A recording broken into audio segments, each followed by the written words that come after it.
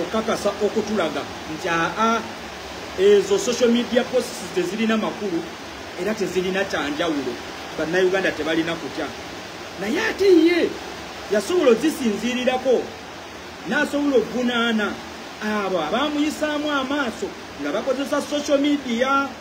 Awo wetuli kati ekyo nkimazi katujje wano Speaker Anita Amongo nammwe bannayuganda mwenna abali wano njagala weebuuze mu palamenti eyo tulinamu Speaker Anita Amongo Muteso. Anita Amongo Muteso sigenda sounding a tribal naye this is the truth. Tulinamu Thomas Tayebwa muki Tayebwa afuutuka Mwankole. Is it Tayebwa w'Emitoma si bwe kiri? Njagala weebuuze issues zonna ezijja mu palamenti awo nga zigenda kukola biru ezigenda onyigiriza bannansi ziwejje n'Omuseveni obuyinza n'omukuumirawo baani abazirwaninga. Olowooza lwaki Thomas Tayebwa si yajja n'atuula awo? Olowooza lwaki Anita Amongo bwe bakulembeza n'ajja n'atuula awo? Kati wano tugenze awantu eweetaaga okulowooza ennyo nakugambye nyinza okuba soundingamu nga tribal naye si soundinga tribal nkubuulira ekituufu kubanga eno structure ya Museveni azaagireyinga agikozesa kubanga Museveni akimanyi anytime ayinza okuvaawo n'agenda naye power obuyinza obwo Museveni ne waba avuddewo n'agenda busobola osigala mu westani busobola osigala Mwankole.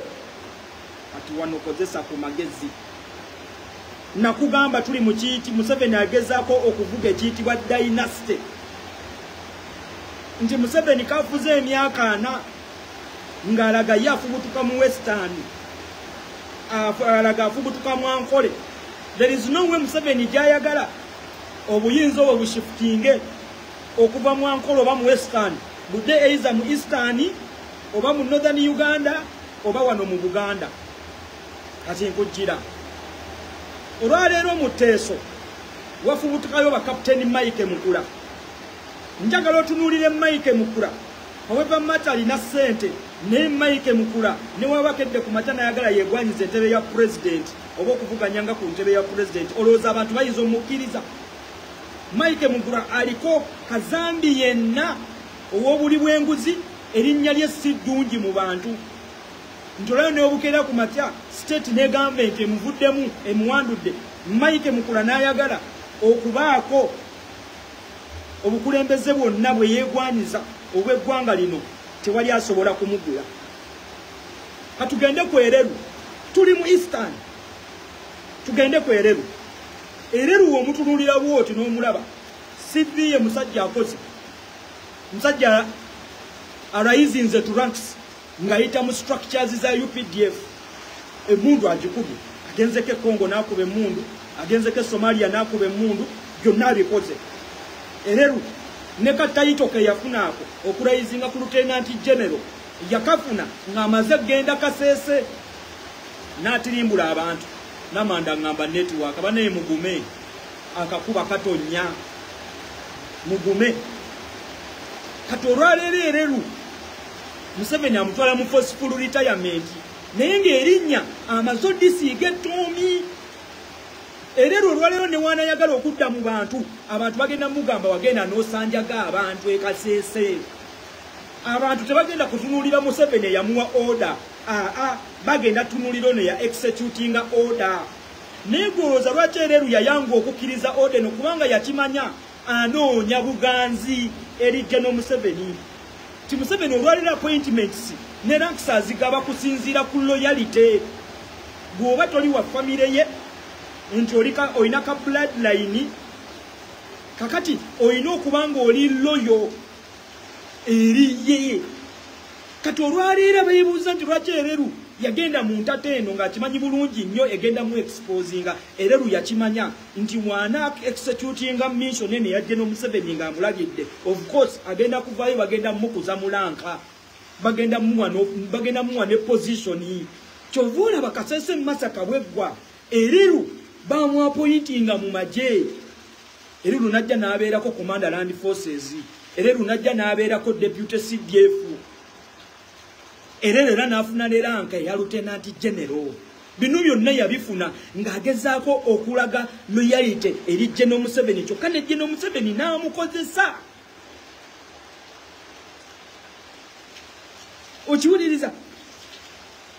Nina kantu kenkuleetera olinamu ku magezi era olowooza onfuna gye ndaga. Kano nagambye keetaaga baabwongo nnyo. Kati olw'ereero ereru bamuwandudde bamutwala mu forceful retirement. However much ereru ne weeyandibadde fireeti eri General Museveni, kati ereru is neutralized. Eno mu bantu bamukyayiza abantu mu magye mwennyini mu structures bamugjeemu kubanga tosobola keera ku makya. CDF General Muhoozi n'ayita ereru bufuni omuntu ali awo atategerekeka atalina magezi Fero General n'amuyita bufuni. Kati kitegeeza eno mu UPDF structures ereru bamufulumizaamu nti ereru olwaleero mu magye bamukakanyiza ne komandi takyasobola kugaba komandi kati bamufulumiza. Kyokka neno gye bamukasuka n'abantu bamukooye. Kati olwaleero ereru ne waba yeesiinyaako busiinyi bw'ati nti ayagala ntebe ya ggwanga is already neutralized. Naye kugambye ereru muki muteeso. Kati gw'ate ono Anita Amongo nga wenkugambye yava mu FDC naye n'ayingira NRM. Kati Anita Amongo akimanyi bulungi nnyo okulayizinga to ranks n'okufuna ettutumu. Alina okubeera loyo eri General Museveni. Alina okuexecutinga missions za General Museveni zonna. Nkuleetera ekifaananyi gwambuuza nti lwaki mu bills zonna ezijjawo ku parliament nga ziri controversial ng'abantu tebakkiriziganya nazo Anita Amongo yazituulamu so si Thomas Tayebwa. Nti Anita Amongo ye alwana na bukubirire okakasa Museveni nti mission ejja kujja executinga lwansonga mu kulowooza kwa Anita Amongo akimanyi bulungi nnyo demo gy'anaabeera loyo eri General Museveni agenda risinga to ranks. Kubanga ne General Museveni mugezi gw'onaabeera loyo gy'ali n'okkiriza omukolera agenda kuwa kabangali nti oyagala ki motoka ya security ekulembere kati obugombe mbukuwadde n'abasirikale mbakuwadde oba oyagala gendako mu constituency n'eccopa yiye ennyonyi weeri osobola olinnya konvoyo n'eyita wansi n'ekusangayo. Kati Museveni bw'atyo bw'azannya nti akwata ku buyinza bwe buno n'akugirako butono nnyo bwe buti. Kati gwe wakuwa ku buyinza buno butono ennyo gwe n'olowooza nti oli wakabi nnyo oli waggulu wa buli omu era teri ayinza kugambako ne security ogirina. Yoyo Museveni. Kati gwe wodde wano n'akuwa position n'akuwa ne ssente n'akuwa eryanyi n'ogamba ndi waggulu wa buli omu n'otandika okumwa executingira missions. Kyokka jjukira nti amaanyi gasigala galiwa gasigala mu bantu wano. Teri munnabyabufuzi atalina ambition kusukkako. Kino kankikubuulire olaba ffe abantu tuba ambitious tinuwa mutwe njagala nve wano wendi neeyongereyo. Kati ate olwo munnabyabufuzi tebuyinza okkeera ku makya Anita Amongo n'agamba njagala ntebe ya ggwanga. Olwaleero talina ground kwasobola kuyimirira ti njagala ntebe ya ggwanga. Tikatono Museveni yasobola omuneutralizinga n'amala n'amussa wansi. The same goes to Rebecca Kadaga. Rebecca Kadaga, however much olwaleero ne wanaatunuza olwanga mu Anita Amongo ensi egenda mugamba mama Kadaga tolina kyotugamba kukyogikwatako guba gikuliramu. Kati tolina kyotugamba Rebecca Kadaga sirika. Kati tunulako mwankole guloza Museveni ayina obuyinza ne kagurupu ke lwaki si baleeta mu kamera lwaki si bazanyisa mission zino. Era olwaleero wonna atunula nti ate Kayihura tafubutuka mwankole. Kayihura bamuteeka eno mu kigezi gye bamujwejweteka onfuna bulungi. Ate ne Kayihura eyazanya ku firimu zeezo Museveni yazanyisa firimu zeezo Kayihura yalinako omuganda Abudala Kitata. Kayihura teyali bwomu. Era olwaliwo otunulira mu kakundi ka Museveni ako n'ogamba baani abazza bazannya ddate ojja kunokolayo abantu batono. Niba asinze okuzannyisa ddate katunulira mu Northern Uganda abakyoli yakwata Nobert Mao. Mao olwaleero ne weyandibadde candidate ng'asobola okufuutuka mu akyoli ng'omukulembeze asobola okuvuganya entebe y'eggwanga. Mao takyalina ground. Museveni yamuneutralizinga. Kasakira ku makya n'agamba Mao oyagala ki? Tinjagalayo office.